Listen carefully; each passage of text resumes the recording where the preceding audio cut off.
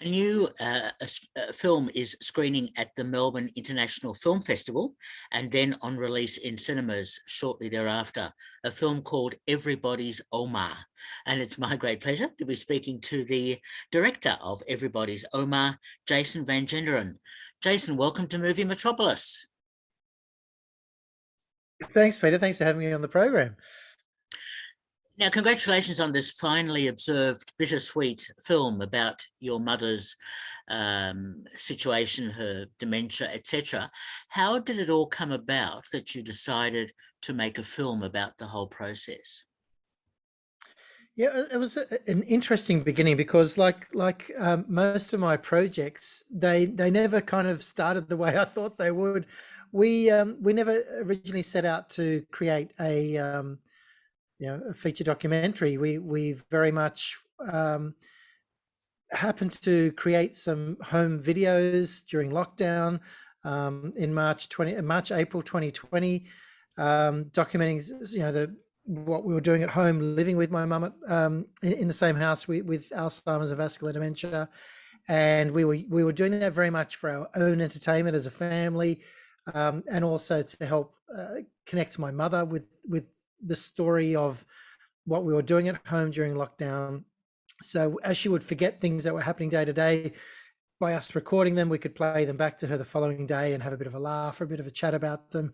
And one evening, I remember we very innocently had a chat as a family about how we could try and help Oma preserve some of her routines that she'd lost because of lockdown. And one of those big routines that she was really missing out on was going and doing her weekly shopping. It was an outing that for her was critically important. It was a way of getting out of the house and socializing and falling to the pattern of going to a familiar shop and doing a familiar routine. And she really loved it. And of course, lockdown just changed all of that. And it just restricted her movements entirely. So we ended up creating this little home supermarket as a family. We filmed it. My 16-year-old son filmed it on his iPhone. We shared it online, and then it went crazy viral, and we made more videos, and we had millions of views. And the film came about, Peter, because once the first lockdown lifted, we had some very good filmmaking friends over for dinner, and Gavin Banks and Olivia Ollie, and they said, why don't you make something deeper and more meaningful about this story? Have you considered doing that? And we thought, there might be something really in this. So at their suggestion, we really started thinking about this in a longer format. And strangely enough, at the same time, by sharing our stories on Facebook, we've been building a real community of people from around the world that were really connecting with our life as carers, I guess, and also how we were portraying dementia in a different way. And it really connected with people. And we thought, if it connects with people in a short form, surely it's going to connect with people in a long form as well. Well done on that, because it's certainly such a beautifully observed film about your mother. And it's interesting because of that process you used. She obviously got used to the camera and being filmed and everything very early on. So I suppose there weren't really any issues about filming her as it progressed. Yeah, look, I've been filming Oma for years and years and years. So, in fact, back when 12 years ago, when I lost my dad to lung cancer, we were filming family moments, lots and lots. And back then, I did a full day's interview with both my mum and dad, interviewing them about their life, about their childhood, about emigrating to Australia, about everything that I could think of, their careers, their how they fell in love, why they decided to move to Australia, how they built a new base here, all the questions that I thought to myself, like one day when my dad is no longer here, which we knew was going to happen relatively soon, I thought I'd like to have some kind of a digital record of his story primarily, but recorded at the same time with my mum adding sort of inputs on that too. And so that one day we spent together on the couch, sort of doing a family interview, ended up creating the start of the film. And ironically, we had captured this beautiful footage of my mother too before she had dementia, and being able to being in that beautiful position of having footage of a family member when they're completely lucid and you know, the words don't fail them. They're just themselves, and it was wonderful to have that resource to draw upon. And yeah, you're quite right, Peter. My mum had been used to me filming her for so long. I mean, look at these things, you know, like the phones in our pockets. You know, I can't tell you how many times that thing gets dragged out in a family sense to capture moments. But with my mum, it became very much a digital library for us. And whether it was just capturing stills of us sitting down having a coffee down at the coffee shop, or whether it was, you know, capturing something a little bit more challenging, the camera sort of became a bit of almost a character in the family. It was something that was often out and about on the table when we're having discussions. And I'm really glad we did. Well done on that. That works really well, and it's so nice to see your wife, your children, everyone is involved. It's a real family affair, I suppose you can put it that way. Yeah, totally. I mean, we've got a quite a diverse blended family. So I've got two older kids. I've got a 21-year-old daughter, a 17-year-old son now. I've got a 7-year-old son and a 3-year-old daughter. So we've got sort of the whole gamut, and certainly the teenagers are very much in love with the devices and the whole digital millennial kind of take on you know, capturing life every day and streaming it. Is one side, you know, that's an ever-present force in most families. But for us, you know, we hadn't even really considered about sharing our story, other than it was just more important for us to capture it and have it privately within our for our own enjoyment, our own collection. It was purely accidental that we started sharing things on Facebook, and then realized that there was a much bigger story at play here, and a story that I guess validated the journeys and experiences of a lot of families living around Australia and living around the world in similar positions, or you know, during COVID, during lockdown, for the very first time in our living history, you know, we're living in a civilization in a time where we've all pretty much had some kind of sense of isolation and a sense of being removed from our broader families. A lot of families being removed from their elders. A lot of kids being disjointed and separated in different places. So, you know, very strange times. And I think for us, it was kind of the perfect storm. It was a great opportunity for us to go, you know, to launch our story and get our story out there, and actually, um, you know, say that, let people know that they're not alone. That you know, this is something that's happening in many homes all around the world every single day. Exactly, and that's what makes this film also such an educative film, because it gives you that longitudinal study of someone in the throes of dementia, and the progress and lack of progress that happens as the disease develops. And you've documented this in such a way that I think it gives the audience and the wider community a really good understanding of the impact this has. Yeah, totally. And I mean, you know, to be honest, we've been asked a lot of times as to how we film this. You know, people would say, "Why didn't you film it on a DSLR or something a bit more cinematic?" Truth be told, Peter, like there's no way we could have captured this story unless it was predominantly on our smartphones, because um, as life happens around you in a space, you know, even the amount of time it takes to fire up a DSLR camera, for instance, and start recording, you know, often the moment was lost. Whereas the beautiful thing with utilizing our phones as a capture tool is it allowed us an immediacy within the story and a situation that meant that things didn't escape us, and we could stay inside that moment for longer. Um, and it is very much this sort of hyper real observational documentary, if you like. It's we kind of crafted it in such a way that it almost feels a little bit like we could be on someone's camera roll on their phone. Like this could be something that they've collected themselves on their phone. And you know, there's lots of these kind of moments where even when I was filming things, you'd see my arm reaching out in front of the camera to hold on to Megan, or hold on to Omar, you know, and so it kind of puts the audience in the context of being us. And it's a really strange experience when you see it in a cinema. It's like really weird that you see that on that big screen scale. You know, it's a very immersive um, thing to experience within a cinema. And it's certainly not a film you'd go and see in a cinema because of, you know, some amazing, you know, incredibly curated cinematography. It's not that at all, but it's definitely an experience that plays out very well in a cinema because of the sense of community that it builds within the audience sitting in that auditorium. And that's from the screenings that we've experienced so far. We've really just discovered a beautiful togetherness in the room, and some incredibly warm and magnetizing moments arising from having seen the film amongst the audience themselves, which is really truly special for us as storytellers. It is. It is. It is a very special sort of process. Were you at all tempted to have a few experts interviewed in the documentary about dementia and Alzheimer's to give the film a bit of context, or was that really not under consideration?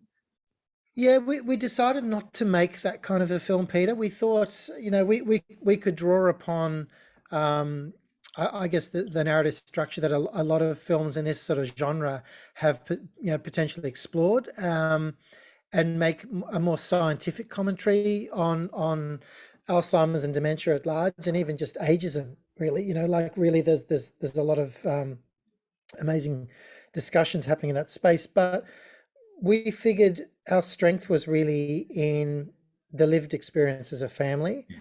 And rather than trying to balance that too much with exterior points of view, and also just purely because of the way in which most of the story was captured during lockdown, we felt it really more authentic for it to be a story that was based in how a family approaches this from a real world context, as opposed to how a clinician might approach this story from a different angle as well. We did also, in the film, there are some little segments where we cross to our geriatrician in the family, Oma's geriatrician, and we sort of consult with her on a couple of things. But other than that, we try to really make this more a personal approach to a lived experience of dementia and how that reflects on society.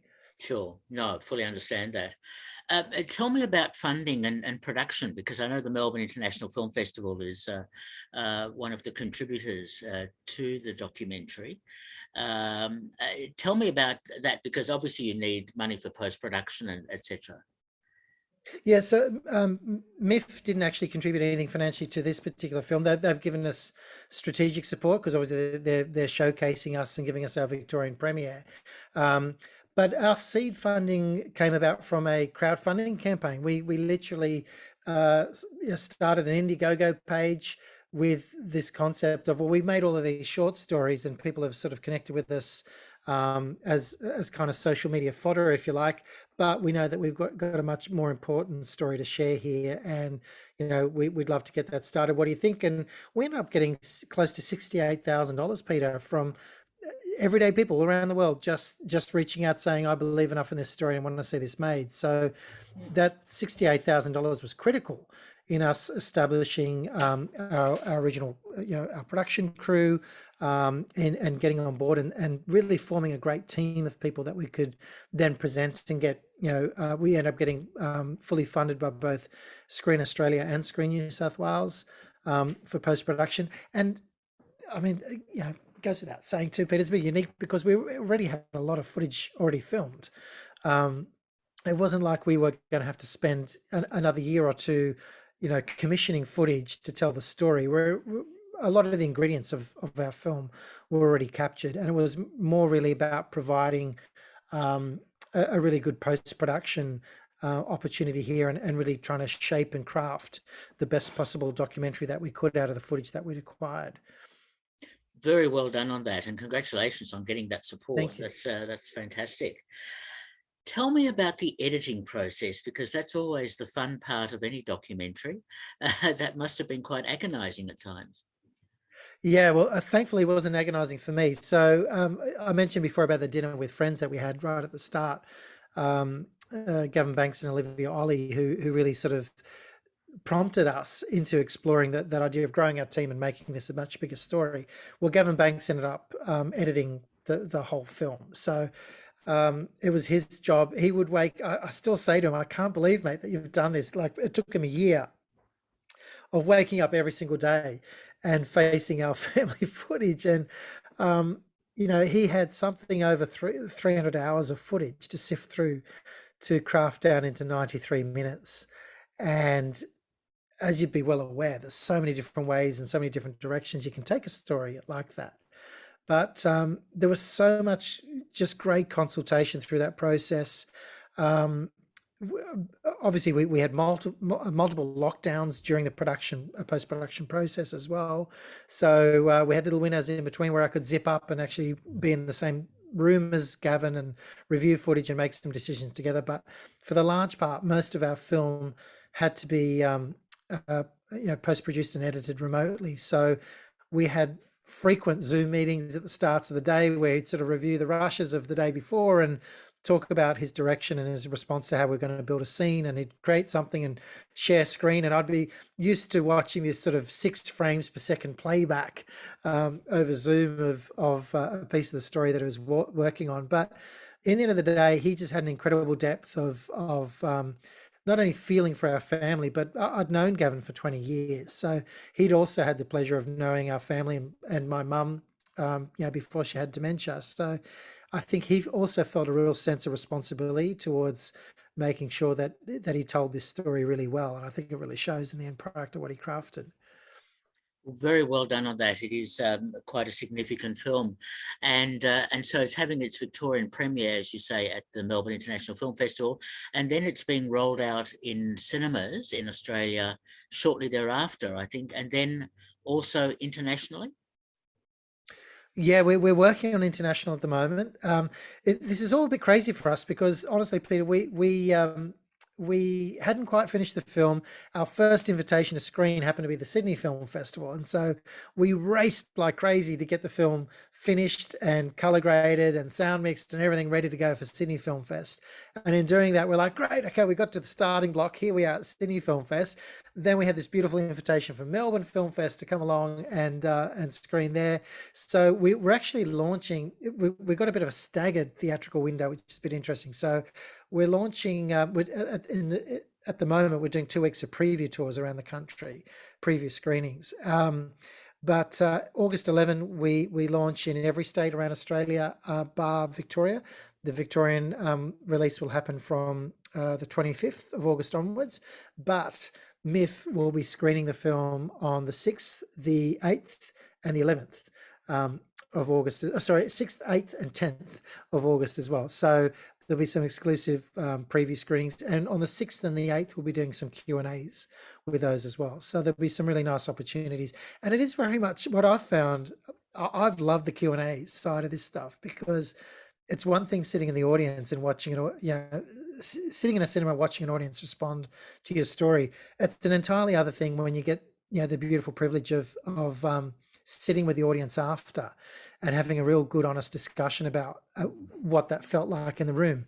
And we've had some incredible responses already from people who never imagined standing up amongst a cinema and staring and sharing their own stories of caring for someone, a loved one in their family. And it's been incredibly cathartic. It's been eye-opening. There's been hugs, there's been tears, there's been laughter, there's been the whole calamity of emotions. And as a storyteller, I think for me, it's just the most beautiful privilege to have this opportunity to screen with audiences again and not only exist in a digital realm. So it's a stunning experience. I can't wait to be a part of MIFF. It really will be a wonderful opportunity to showcase this film in Melbourne. Absolutely, it will, and I'm sure you'll get a great response. So, congratulations on that, Jason. And I must ask you last question: are you working on another film? Look, I haven't yet, and I say this with a degree of trepidation. I have a bit of an idea bubbling away in the back of my mind, but I really want to. I really want to enjoy this ride. I want to see how this story connects and what it does for different communities around not only Australia but around the world. I want to learn from this experience. I think as a storyteller, the one thing I learned from going through this whole exercise of being a carer in a family along with Megan is that COVID was a tailspin for everybody, and lockdown certainly put a lot of pressure on families and individuals and careers. And I did the complete about shift. I used to run a production agency. which I gave up as we entered the final stage of looking after Oma. So I want to be a citizen of life again, and I think part of this is listening and learning and observing, and I want to see how the world responds to this film, and if they like it, and if they think that there's something more to this, I think I'll probably have another film in me as well. But if not, I'm open to everything. I'm just really just embarking on this as a bit of a journey, and I'm looking forward to seeing how it connects people all around the world. Absolutely, and I'm sure it will. Congratulations. We've been speaking to Jason van Genderen, the director of Everybody's Oma, screening at the Melbourne International Film Festival and then on release thereafter. Thanks so much for talking with me. Thanks, Peter. It's been a great pleasure. Thank you. Thank you. Cheers, Peter. Bye.